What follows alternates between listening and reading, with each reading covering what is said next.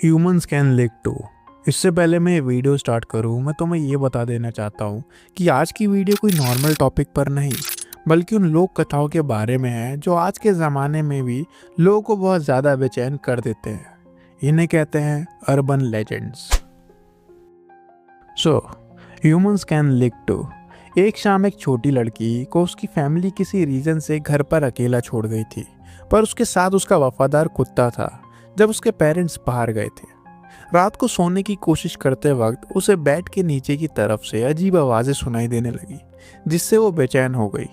खुद को शांत रखने के लिए उसने अपने बेड के नीचे लेटे कुत्ते को अपना हाथ लिक करने को दिया, जैसे नॉर्मली हम अपने पेट के साथ करते हैं। तो ऐसा करके उसे अपने डॉग की प्रेजेंस से सुकून मिल रहा था और उसका डर भी कम हो गया।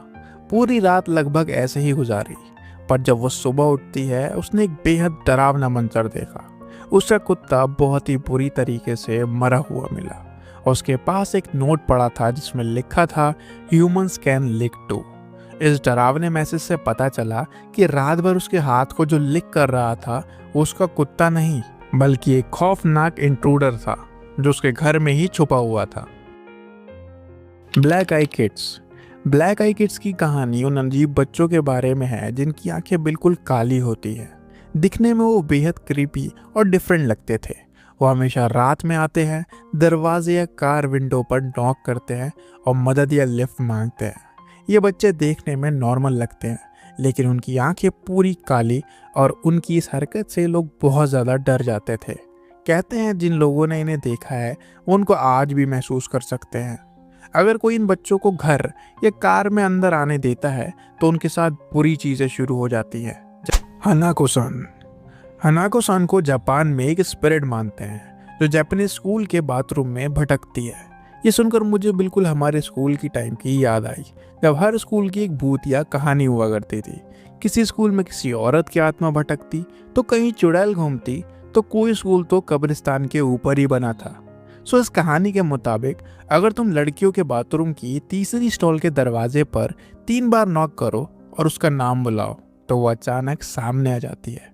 उसे बुलाने वाले स्टूडेंट्स एक छोटी लड़की को लाल स्कर्ट में देख सकते हैं, या फिर उन्हें बहुत ही ज़्यादा हॉरिफाइंग आवाज़ सुनाई देती है। हनाको-सान को अक्सर दुख भरी कहानियों से जोड़ा जाता है, जैसे वो एक लड़की थी जो वर्ल्ड वॉर 2 में मरी थी, या वो उस स्कूल में बहुत वक्त पहले बुलिंग की शिकार थी और बहुत ही रहस्यमयी तरीके से उसकी मौत हो गई थी। कुछ लोग कहते हैं कि अगर तुम उसे डिस्टर्ब करो तो वो तुम्हें टॉयलेट के अंदर खींच लेगी, जबकि कुछ कहते हैं कि वो सिर्फ डराने के लिए सामने आती है, पर वो किसी को हर्ट नहीं करती। The man from toward. 1954 में एक आदमी टोक्यो के हानेदा एयरपोर्ट पर आया। उसके पास एक पासपोर्ट था जिसमें उसका कंट्री टोवर्ड लिखा था, एक ऐसा देश जो दुनिया में कहीं एग्जिस्ट ही नहीं करता। पासपोर्ट बिल्कुल रियल लग रहा था, पूरे प्रॉपर स्टैम्प्स के साथ। वो आदमी इंसिस्ट कर रहा था कि टोवर्ड एक असली जगह है जो फ्रांस और स्पेन के बीच में पड़ती है। जब ऑफिशियल्स को मैप में ऐसी कोई जगह नहीं मिली तो वो आदमी फ्रस्ट्रेट हो गया। एयरपोर्ट सिक्योरिटी ने उसे एक होटल रूम में डिटेन कर दिया जब तक इन्वेस्टिगेशन चल रही थी। लेकिन अगले ही दिन वो आदमी और उसके सारे डॉक्यूमेंट्स बिना किसी निशान के गायब हो गए। बहुत रिसर्च के बाद भी कुछ नहीं मिला। कई लोग मानते हैं कि शायद वो किसी पैरेलल यूनिवर्स से आया था। Night marchers. नाइट मार्चर्स हवाई के पुराने वॉरियर्स का एक भूतिया प्रोसेसन है। आधी रात में पूरे शहर में उनकी मार्चिंग सुनाई देती है, जिसमें चैंटिंग और ड्रमिंग की बहुत अजीब सी डरावनी आवाज़ें सुनाई देती हैं। कहा जाता है कि वो पुराने बैटलफील्ड या किसी सेक्रेट प्लेस की तरफ मार्च करते हैं और वो ज़मीन से ऊपर फ्लोट करते हुए जाते हैं, मतलब उनके पैर ज़मीन पर होते ही नहीं हैं। इनसे मिलना बहुत डेंजरस माना जाता है। अगर कोई उन्हें सीधा देख ले तो उनकी डेथ तक हो जाती है। कहते हैं कि बचने का एक ही तरीका है, उनके सामने फेस डाउन करके लेट जाओ, रिस्पेक्ट दिखाने के लिए। नाइट मार्चर्स की प्रेजेंस को अक्सर बैड लक या किसी डिजास्टर का साइन माना जाता है। Melon heads. मेलन हेड्स छोटे ह्यूमन लाइक क्रिएचर्स होते हैं जिनका सर बहुत बड़े और बल्बस होते हैं। कहा जाता है कि वो ओहियो, मिशिगन और कनेक्टिकट के फॉरेस्ट में रहते हैं। कहानी के मुताबिक वो पहले नॉर्मल बच्चे थे जिनको हाइड्रोसिफेलस नाम की कंडीशन थी। एक मैथ साइंटिस्ट या क्रूअल डॉक्टर उन पर एक्सपेरिमेंट्स करता था। बाद में वो बच्चे वहाँ से भाग गए और जंगल में अपनी अलग ही कम्युनिटी बना ली। स्टोरीज में मेलनहेड्स वायलेंट और टेरिटोरियल दिखाए जाते हैं। वो लोग पर अटैक करते हैं अगर कोई उनके एरिया के पास आ जाए। ये स्टोरीज जनरेशन से पास होती आ रही हैं। हर वर्जन अलग होता है पर थीम सेम। जंगल में छुपे हुए वियर्ड और स्कैरी लोग। Clown statue. एक बेबी सिटर 2 बच्चे को संभाल रही थी, तभी उसकी नज़र लिविंग रूम के कॉर्नर में रखे एक क्रीपी क्लाउन स्टैच्यू पर गई। उसने अपनी नज़र हटाई और फिर दूसरे काम में लग गई। थोड़ी देर बाद उसने वापस देखा और वो उसे बहुत क्रीपी वे में घूरता हुआ लगा। वो बहुत घबरा गई और उनके पेरेंट्स को कॉल किया, पूछा कि वो स्टैचू कवर कर सकती है। पेरेंट्स शॉक में आ गए।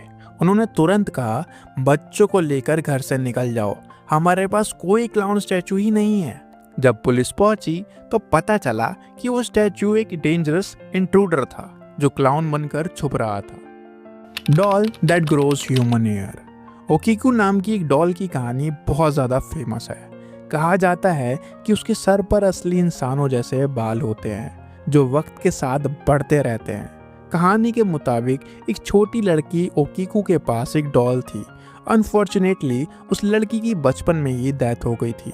उसके फैमिली ने दुख में उस डॉल को अपने घर के एक कोने में रख दिया। कुछ टाइम बाद उन्होंने नोटिस किया कि डॉल के बाल जो पहले छोटे थे धीरे धीरे बड़े होते जा रहे हैं। फैमिली ने देखकर डॉल को एक टेंपल ले जाकर मॉन्क्स को दिखाया। मॉन्क्स ने कंफर्म किया कि ये बाल इंसानी थे। आज भी डॉल टेंपल में रखी है। मॉन्क्स उसके बाल टाइम टू टाइम ट्रिम करते हैं, पर वो बाल फिर से ग्रो हो जाते हैं। कई लोग मानते हैं कि ओकीकू की स्पिरिट डॉल के अंदर है। Devils tower. वियोमिंग में एक ह्यूज रॉक फॉर्मेशन है जिसे डेविल्स टावर कहा जाता है। नेटिव अमेरिकन की कहानी के हिसाब से एक ग्रुप ऑफ गर्ल्स को जायंट बियर चेस कर रहा था। उनके हेल्प के लिए ग्रेट स्पिरिट ने ज़मीन को ऊपर उठाया और वो माउंटेन लाइक टावर बन गया। बियर्स उस पर चढ़ने की कोशिश करते रहे और जिस वजह से इनके क्लॉ मार्क्स आज भी टावर्स की साइड पर दिखते हैं। कुछ स्टोरीज में डेविल्स टावर्स एक सुपरनैचुरल एनर्जी पॉइंट माना जाता है जहां यूएफओ साइटिंग्स और स्ट्रेंज फिनोमेना रिपोर्ट होते हैं। The expressionless. 1970s में लॉस एंजलिस के एक हॉस्पिटल में एक वुमन लाई गई जिसकी फेस पर बिल्कुल कोई एक्सप्रेशंस नहीं था। वो ब्लड स्टेन वाइट गाउन में थी और उसकी प्रेजेंस स्टाफ को इमीडिएटली अनकंफर्टेबल लग रही थी। वो इंसान जैसी दिखती थी लेकिन उसकी मूवमेंट्स अननेचुरल और वियर्ड थे। डॉक्टर्स ने ट्रीट करने की कोशिश तो की मगर उसने एक डॉक्टर पर अटैक कर दिया। उसके मुंह में शार्प पॉइंटेड टीथ की रो दिखाई दी। इसके बाद वो वुमन हॉस्पिटल से भाग गई और फिर कभी नहीं मिली और द एक्सप्रेशनलेस की कहानी एक क्रीपी लेजेंड बन गई। The which mystery. 1940s में इंग्लैंड के एक हैगली के पास कुछ लड़के जंगल में खेल रहे थे जब उन्होंने एक हॉलो ट्री के अंदर एक स्केलेटन डिस्कवर किया। इन्वेस्टिगेशन में पता चला कि वो एक वुमन थी जिसका शायद वर्ल्ड वॉर 2 के टाइम मर्डर हुआ था। मिस्ट्री तब और बढ़ गई जब उस एरिया की दीवारों पर यह मिस्टीरियस सेंटेंस दिखाई देने लगा, Who put Bella in the witch elm? तब केस और ज़्यादा कंफ्यूजिंग हो गया। इसके बाद कई थ्योरीज सामने आई जिसमें एक ये भी थी कि शायद कोई ब्लैक मैजिक टाइप रिचुअल हुआ हो, लेकिन वुमन की आइडेंटिटी, मर्डरर और मोटिव आज तक अननोन है। ये केस लोकल कम्युनिटी में आज भी एक लॉन्ग स्टैंडिंग अनसॉल्व मिस्ट्री बना हुआ है। Gateway of the mind. Gateway of the mind एक स्टोरी है जिसमें साइंटिस्ट गॉड से डायरेक्ट कम्युनिकेट करने का एक्सपेरिमेंट करते हैं। उस दौरान एक वॉलंटियर के सभी सेंसरी इनपुट्स रिमूव कर दिए गए। ना देख सकता था, ना सुन सकता था, ना स्मेल, ना टेस्ट, ना टच। कुछ टाइम बाद उसने वॉइसेस सुनने की बात कही और क्लेम किया कि वो डिवाइन बीइंग से कम्युनिकेट कर रहा है। जितना एक्सपेरिमेंट्स आगे बढ़ा उतनी ही उसकी विजन डिस्टर्बिंग होती गई। आखिर में उसने एक्सपेरिमेंट एंड करने की भीख मांगी और उसके लास्ट वर्ड एक वार्निंग था। उसने साइंटिस्ट को बताया इंसान के दिमाग का जो असली नेचर है उससे छेड़छाड़ करना कितना डेंजरस हो सकता है। तो हाय गाइस, आज की वीडियो में मैंने सारे अर्बन लेजेंड्स को शॉर्ट वे में डिस्क्राइब करने की कोशिश की। अगर तुम्हें पसंद आया तो लाइक, शेयर एंड सब्सक्राइब। जल्दी मिलते हैं अगली इंटरेस्टिंग वीडियो में। तब तक के लिए बाय।